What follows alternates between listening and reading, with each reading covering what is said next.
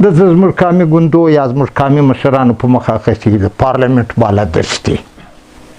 دا ټول تجاران دي هسې تر دا پارلمنټ ځان رسوي د دې پارلمنټ بالادستې شو نو خو د پنجابي بالادستې ده زه د پنجابي د بالادستې دپاره ځان مړ کړم هلکه دا پارلمنټ کې 300 چوکۍ دي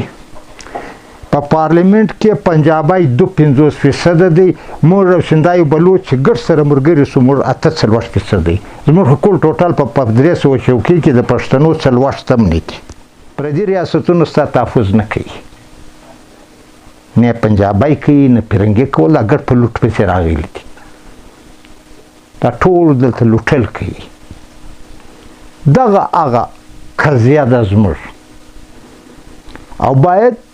موږ خپل قضیه په خپل کام کې بیان کړو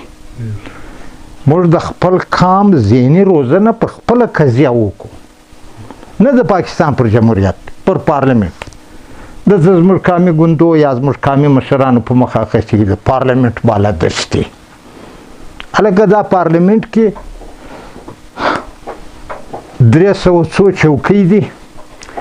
په پارلمنټ کې پنجابی 52% دی موږ او سندای بلوچ ګډ سره مرګري سو موږ 48% دی زموږ ټول ټوټال په 300 چوکۍ کې د پښتنو 40 تم نه دي د پارلمنټ حکومت یو بدلون نه د دې پارلمنټ بالادستې شو نو خو د پنجابي بالادستې ده زه د پنجابي د بالادستې دپاره ځان مړ کړم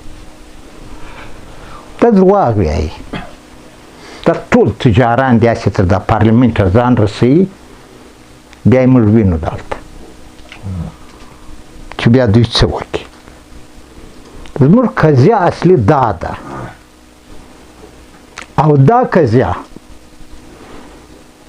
دا به د مړمند په زور رسوي او دا مړمند به د هغه وخت جوړوي چې دا قام په دا قضیه پوه کړي